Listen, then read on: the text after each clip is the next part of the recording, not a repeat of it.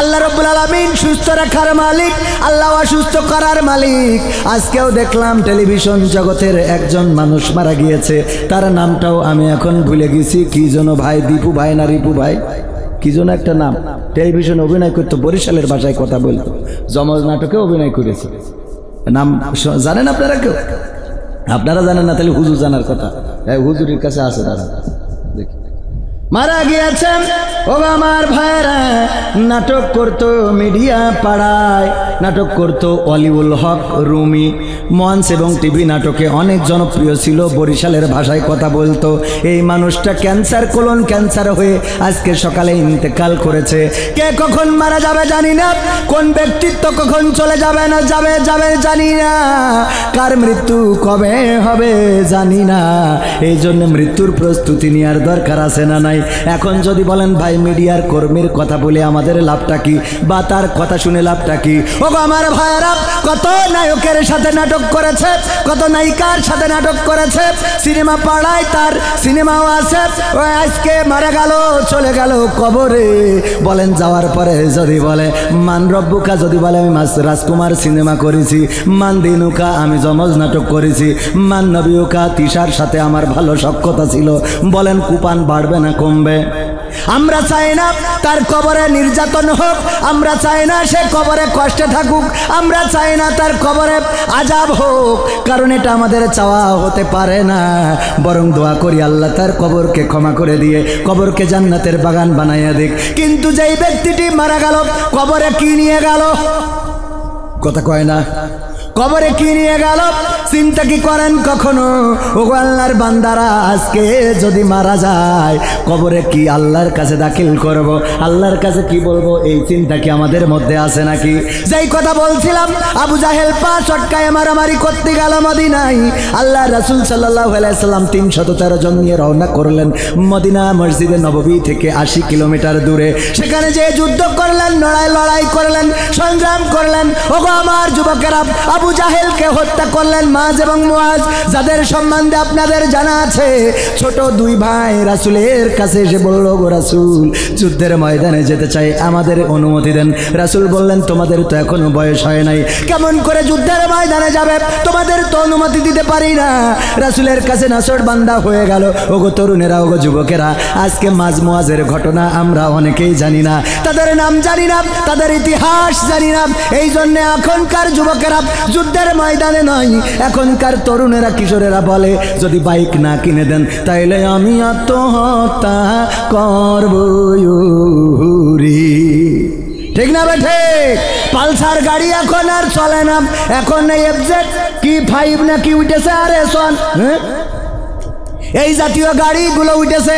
যার পরে চড়লি মোটরসাইকেল মনে করে বাচ্চা, কোনো শিশু বসেছে। কয়েকদিন আগেও দেখলাম কুষ্টিয়ার এক বাবার এক সন্তান, বাবা থাকে বিদেশি, মার কাছে বাড়াবাড়ি করতেছে, মোটরসাইকেল কিনে দাও, তাই না হয় তা না হইলে আত্মহত্যা করবো।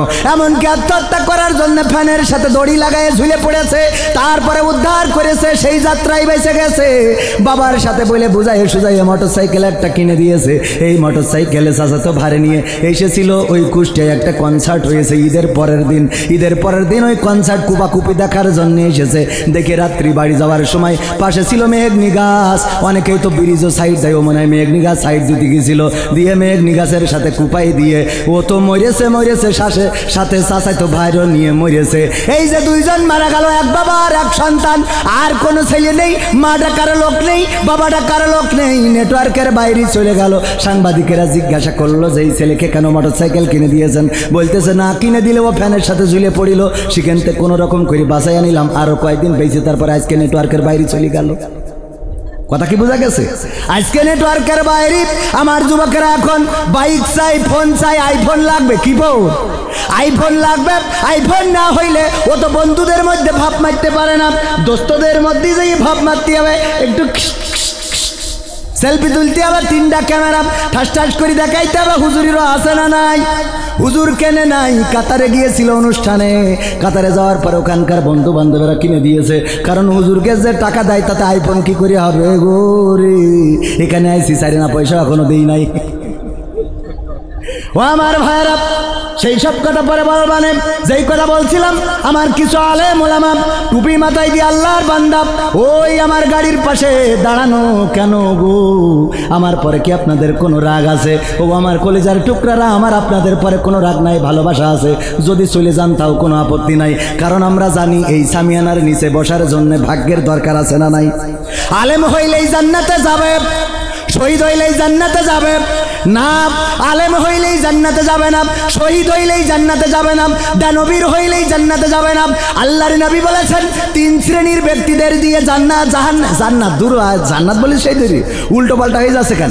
আলেম হইলেই জান্নাতে যাবে না, 3 শ্রেণীর ব্যক্তি জাহান্নামে যাবে প্রথমে, এবং 3 শ্রেণীর ব্যক্তি দিয়ে জাহান্নাম উদ্বোধন করা হবে। সবাই জোরে জোরে বলেন সুবহানাল্লাহ। এই কয় সুবহানাল্লাহ? এটা হবে নাউজুবিল্লাহ, উল্টো পাল্টা করলে হবে? হ্যাঁ, কি হবে? 3 শ্রেণীর ব্যক্তি দিয়ে আলাইহিস সালাম বলেছেন 3 শ্রেণীর ব্যক্তি দিয়ে জাহান্নাম উদ্বোধন করা হবে। তার মধ্যে 1 শ্রেণী হলো আলেম। কি আলেম? ওই আলেম সে ইলম অর্জন করেছিল, পৃথিবীর মানুষ যেন তাকে মাওলানা বলে, পৃথিবীর মানুষ যেন তাকে মুহাদ্দিস বলে, পৃথিবীর মানুষ যেন তাকে মুফতি বলে, পৃথিবীর মানুষ যেন তাকে ডক্টর বলে, পৃথিবীর মানুষ যেন তাকে প্রিন্সিপাল বলে, সুপারিনটেন্ডেন্ট বলে। এই জন্য ইলম অর্জন করেছিল। আল্লাহ রাব্বুল আলামিন বলবেন তোমার ইলম অর্জন হয়েছিল। আমার মাঝে মাঝে অনেকেই বলে কবির বিন সামাদ আপনি ওয়াজ করি বেড়ান, আপনি কি মাওলানা নাকি? আমি কই কেন ওয়াজ করার জন্য মাওলানা হতে হবে? এটা কোন হাদিসে আছে? কথা কয় না। আমি যদি আপনাদের মতো নাম ফুটাইনোর জন্য ডিগ্রি নিতাম, তাইলে বুঝে শুনে আগে মদিনা ইউনিভার্সিটিতে যেতাম, তারপরে আজহারে যেতাম, যেয়ে মদিনা যেয়ে পড়তাম, মক্কায় যেয়ে পড়তাম, আজহারে যেয়ে পড়তাম, তারপরে উগান্ডায় যেয়ে পড়তাম, লিখতাম কবির বিন সামাদ মাক্কি আল মাদানি আল আজহারি আল উগান্ডি। হ্যাঁ, কারণ এগুলো লেখার দরকার আছে না নাই? যার টাইটেলের দরকার তার লেখার দরকার। আর যার টাইটেল হযরত আবু বকর রাদিয়াল্লাহু তাআলা আনহু কোন টাইটেল আছে, ওমর রাদিয়াল্লাহু তাআলা আনহু কোন টাইটেল আছে, বেলাল রাদিয়াল্লাহু তাআলা আনহু কোন টাইটেল আছে না নাই? কিছু আলেমেরা আছে ওই মসজিদের মেম্বারটা ধরে থাকবে, ইমামতি চলে যাওয়ার ভয়ে ধরে রাখে যে উনি হাফেজ না হইলে ওর পিছনে নামাজ হবে না, উনি মাওলানা না হইলে নামাজ হবে না। আসলে নামাজ পড়ানোর জন্য মাওলানাও লাগবে না, হাফেজও লাগবে না, মুফতিও লাগবে না, মুহাদ্দিসও লাগবে না। যে ভালো জানে সেই সামনে যাবে, নামাজ পড়াবে, তার পিছনে নামাজ হবে। বলেন সুবহানাল্লাহ, ঠিক না বেঠে? এইগুলো বললে এটা একটা ডিভাইডেড করে রেখেছে। কি করে রেখেছে? ডিভাইডেড। যে ওই জায়গায় যদি আমাদের চলে যায়, পাওয়ার চলে যায়, তাইলে তো আমরা কি করে খাবো? রিজিকের মালিক কে? আল্লাহ রিজিক দিবেন। আপনার ইমামতিতে যদি আপনি ভয় পান, কিছু আলেম ওলামা আছে চিন্তা করে ইমামতি চলে গেলে খাবো কি করে, তার মানে ওরা আল্লাহকে রিজিক দাতা মানে না, ওরা মানে মসজিদ কমিটি আমার রিজিক দেয়। আর যারা মনে করে মসজিদ কমিটি রিজিক দেয় রে, ওই ইমামের পিছনে নামাজ হবে নারী, কারণ সে শিরক করতেছে। ঠিক বলছি তো? কারণ সে শিরক করতেছে। রিজিকের মালিক কে? আল্লাহ রিজিক দিবেন। আল্লাহ হক কথা বলে না। অনেক আলেম ওলামা আছে হক কথা বলে না, আবার অনেক জায়গা আছে রে যেখানে হক কথা চলে না, হুজুরির কাছে শুনতে চাই, হুজুর গো রে কতদিন হইল নবী মুহাম্মাদের জীবনী শুনি নাই। শিশু নবী মোস্তফায় রাস্তা দিয়া হাইটা যায়, হরিণ একটা বান্দা ছিল গাছের তলায়, তুংতুঙা তুংতুং, আগে কথা শুনতাম গো রে, এখন তো আর শোনা যায় না। ও গো হুজুর, আজকে একটু নবী মুহাম্মাদের জীবনী শোনাবেন। আল্লাহর রাসূলের জীবনী শোনাতে গেল হুজুর, শোনানোর পরে ইমাম সাহেবের ডেকেছে, কি হয়েছে ভাই? আপনি আপনার বললাম নবী মুহাম্মাদের জীবনী শোনাবেন, আর আপনি দেখলাম পড়ি পড়ি খালি আবু জেহেলের ঘটনা বলেন। ঘটনাটা কি? কয় আবু জাহেলের কথা নবী মুহাম্মাদের জীবনী শোনাতে গেলে আবু জাহেলের কথা তো অটোমেটিক চলে আসে। কয় চলে আসে ভালো কথা, কিন্তু যখনই আবু জাহেলের নাম নিচ্ছিলেন তখনই মনে হচ্ছিল আপনি আমার দিকে তাকাচ্ছিলেন। ঘটনা কি? কথা কি বুঝা গেছে? এখনকার আল্লাহর ওলিরা যদি আল্লাহর নবীর জীবনী বলতে যে আবু জাহেলের কথা বলেন, আর চোখ যদি ওই দিক চলে যায়, ও মাথাটা নিচু করে আর মনে করে আমার সাথে তো দেখছি আবু জাহেলের, রে তাহলে কি উনি আমাকে বোঝাচ্ছে? মুসা আলাইহিস সালামের জীবনী বলতে গেলে ফেরাউনের কথা মনে এসে যায়, ফেরাউনের ঘটনাও বলা লাগে, আর চোখ যদি আল্লাহর ওলির দিকে চলে যায়, উনি মাথাটা নিচে রাখে আর মনে করে মনে হয় ফেরাউনের সাথে আমার মিলাই দিলে যদি ইব্রাহিম আলাইহিস সালামের কথা বলা হয়, তাইলে অমনি হুজুরের পরে ক্ষিপ্ত হয়ে যায় যে ফেরাউন নমরুদের কথা বলার কারণে যে নমরুদের সাথে কি আমার মিল করে দিলে নাকি। আবার এখনকার সময় আলেম ওলামাদের কথা বলতে গেলে কিছু কিছু নাম চলে আসতে পারে না কথা কয় না, পারে না। আমি যদি কোরআন হাদিস থেকে বলতে যাই আর আপনার সাথে যদি লেগে যায়, কিছু করার নাই।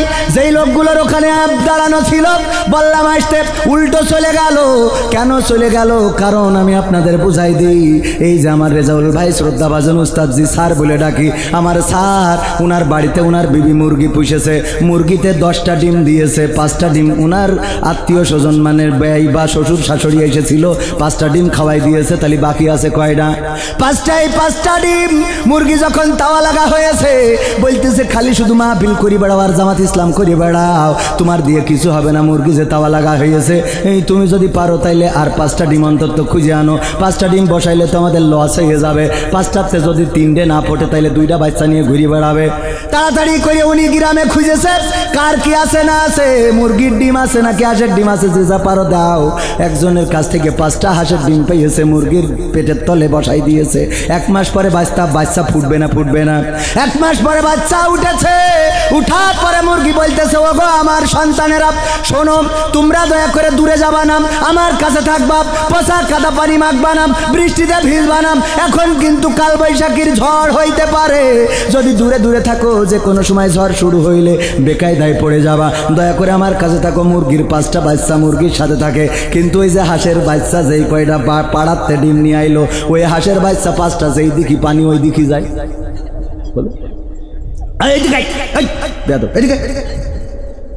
এই তোদের এত করে বলছি যে আমার কাছে থাক।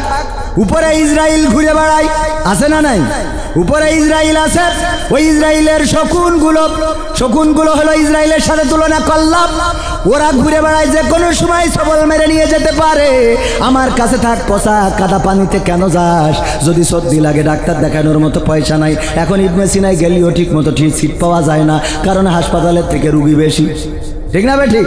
রুগী বেশি, আর রুগী যদি বিদেশি হয় আর বিদেশির বউ যদি হয়, তাইলে তো রোগের শেষ নেই। পরীক্ষা এইডা ওইডা, ওর একেবারে পুরো এই মাথা চুল থেকে পান নখ পর্যন্ত পরীক্ষা করাই দেয়, আর ও তো কলা দেয়। স্বামী থাকে বিদেশে, কই আমি মনে হয় বাস পান না। স্বামী কয় না, তোমার বাঁচতেই হবে, আমি যত টাকা লাগে আসি, ডাক্তারের কাছে ফোন ধরাই দাও, ডাক্তার সাহেব আমার বউ, একমাত্র বউ, 10টা না 5টা না, একটা মাত্র বউ আমার, ডাক্তার টাকা যা লাগে আমার, ওষুধ যা লাগে আপনার। ডাক্তার বলে যে পাইছি রে, ওর রোগ থাকুক আর না থাকুক মোটামুটি পরীক্ষা করাইয়ে কুপান একটা টেনে দেয়, এরম আছে না নাই? আছে।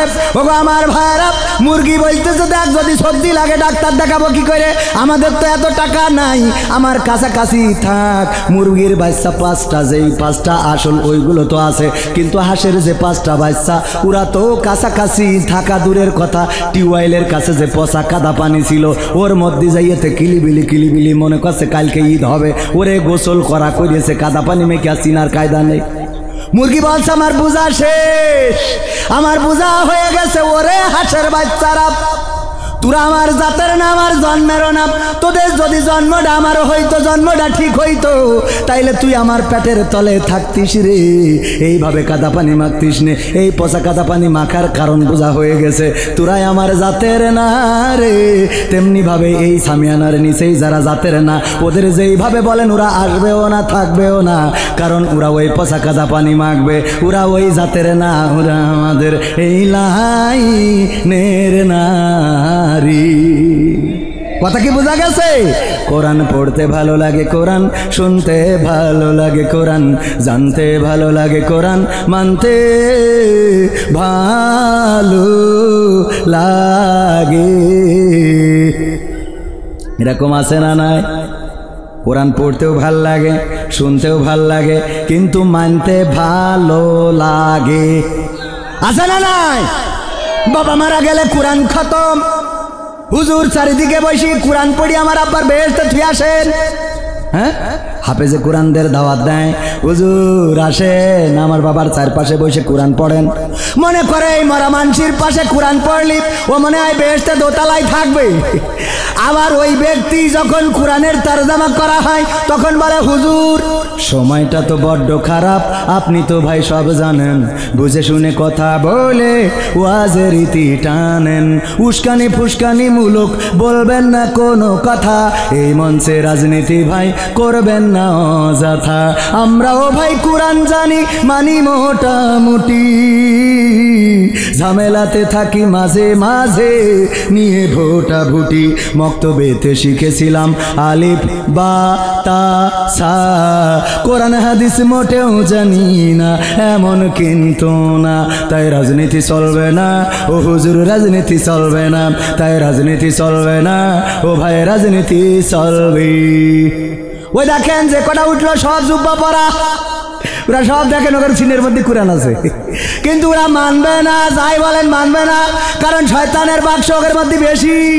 খেয়াল করে দেখবেন, আমি যা বলবো যদি মিলাই নিতে না পারেন পরে বলবেন। কেউ হাফেজ হচ্ছে ইমামতি করে খাওয়ার জন্য, কেউ হুজুর হচ্ছে চাইল তুলে খাওয়ার জন্য, কেউ ডাইল তুলে খাওয়ার জন্য, ওকে ইসলামের জন্য পাবেন। দেখবেন যে বক্তার নামের শেষে আছে জিহাদি, যে জিহাদ করে তা জিহাদি বলে না মুজাহিদ বলে? কয় জিহাদ, জিহাদি। যে জিহাদ করে সে মুজাহিদ হবে, যে শহীদ হয় সে শহীদ, যে গাজী থাকে সে গাজী, আর যে জিহাদ করে একে আমরা এক বাক্যে তাদেরকে কি বলা হয়? মুজাহিদ। যে জিহাদ করে সে মুজাহিদ, আল্লাহর পথে। একজন মুজাহিদ কখনো বসে থাকে না, কি এইটা বলে নাই যে একজন জিহাদি কখনো বসে থাকে না? উনি জিহাদি কোথায়? কবির বিন সামাদ জিহাদি কোথায়? স্টেজে টাকা দেয় নিয়েছে, পেট ভরি ছাগলের গোড় গরুর গোড় দিয়ে খাওয়াইছে, এখানে এসে জিহাদ করি বাড়ি দিয়ে ঘুমাই রয়েছে বর্ষাতে, উনি জিহাদি। কথা কয় না? এই নামের শেষে যদি কবির বিন সামাদের নামের শেষে কোনোদিন জিহাদি লাগায়, বুঝে নেবেন ভণ্ডামি। কথা মনে থাকবে? বুঝে নেবেন ভণ্ডামি। কোনে জিহাদ করেছি আমি?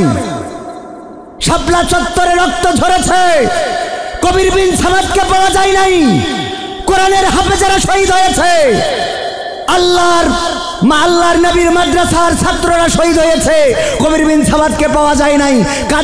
কাদিয়ানিরা খাতমে নবুয়তের পরে আঘাত করেছে, তাদের বিরুদ্ধে মিছিলে কবির বিন সামাদকে পাওয়া যায় নাই, কোরআনের জন্য সংগ্রামে কবির বিন সামাদকে পাওয়া যায় নাই, নাস্তিকদের বিরুদ্ধে লড়াইয়ে রাজপথে কবির বিন সামাদকে পাওয়া যায় নাই। ওয়াজ মঞ্চে যখন দাওয়াত করে 50,000 টাকা অগ্রিম বুঝে দিয়ে খাওয়ায়ে পড়ায় এনেছে, এখানে এসে বড় বড় কথা বলে কবির বিন সামাদ জিহাদি। ভণ্ডামি করার জায়গা খুঁজে পাও না। কথা কয় না?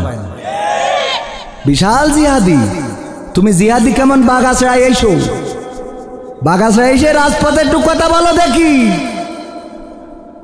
এইগুলো নামের শেষে এক এক টাইটেল, নামের আগে টাইটেল, কোনো টাইটেল লাগবে না, কোনো টাইটেলের দরকার নেই, কারণ আমার আল্লাহ বলছেন ওয়ামান আহসানু কাওলাম মিম্মান দাআ ইলাল্লাহ ওয়া আমিলা সালিহা ওয়া ক্বালা ইন্নানি মিনাল মুসলিমিন। তার কথার চেয়ে উত্তম কথা কারো হতে পারে না, যে নিজে সৎ কাজ করে, ভালো কাজ করে, অপরকে ভালো কাজের জন্য আহ্বান করে, আর মুখে ঘোষণা করে আমি একজন মুসলমান। আমার যুবকেরা, কে ভার্সিটিতে পড়েছো, কে কলেজে পড়েছো, কে ইউনিভার্সিটিতে পড়েছো, এটা দেখার বিষয় নয়। কে কোথায় পড়েছো নাকি পড়ো নাই, এটা দেখার বিষয় নাই।